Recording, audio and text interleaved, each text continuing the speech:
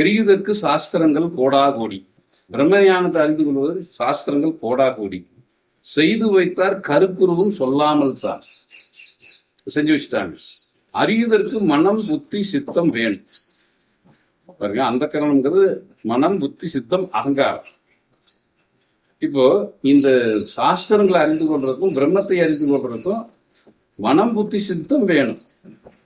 எது ஆகாதுங்க? அந்த கருத்துல அகங்காரம் ஆகும். நான்கிற அகங்காரம் ஆகும்.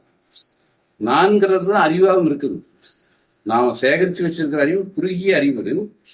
நான் சேகரித்தது அது என்னுடைய அறிவுங்கிறது. இந்த அறிவு அந்த ஆணவத்தை கொடுக்கறதுனால தான் மனம் புத்தி சித்தம் ஃபுல்லாக வேலை செய்யுது. அகங்காரத்தின் காரணமாக அறிவின் காரணமாக இந்த மனம் புத்தி சித்தம், அறிவு வேறு மனம் புத்தி சித்தம் வேறு, அகங்காரம் வேறு. நான்கிறது சம்பாதிச்சு வச்சிருக்கிற அறிவுலாம் ஆணவத்தோடு இருக்கிறதுனால மனம் புத்தி சித்தம் அகங்காரம் வேலை செய்யறதுனால மனம் புத்தி சித்தத்தால தான் பிரம்மத்தை அறியணும். அகங்காரம் இருக்கிறதுனால அறிய முடியும். அறிவதற்கு மனம் புத்தி சித்தம் வேணும், அகங்காரம் கூடாது. அறிந்து கொள்ள முடியாட்டால் குருவும் வேணும். அப்போ ஒவ்வொருத்தரும் அவரவர் அகங்காரத்தை விட்டுட்டாலே மனம் புத்தி அவரவருடைய மனம் புத்தி சித்தத்தை கொண்டு அறிந்து கொள்ளலாம். சாஸ்திரங்களை படிச்சுட்டு அறிந்து கொள்ளலாம். அது ரொம்ப கஷ்டம், அறிகிறது ரொம்ப கஷ்டமா இருக்கு. அதனாலதான் அறிந்து கொள்ள முடியாட்டால் குருவும் வேணும். பெரிதான குருவிடத்தில் தொண்டு செய்து பேரின்ப நிஷ்டைகளை தெரிய வேணும்.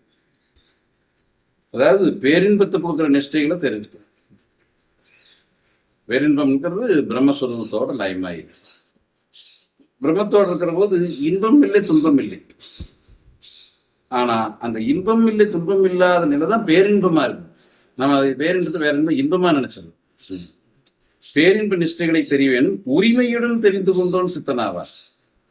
உரிமையா நீங்க கற்றுக் கொடுங்க, நீங்க அந்த உங்ககிட்ட பணிச்சுக்கணும்ல, உரிமையா சொல்லிக் கொடுங்க. உரிமையுடன் தெரிந்து கொண்டோன்னு சித்தனாவான் உலகவுக்காய் இந்நூலை உரைத்திட்டேனே.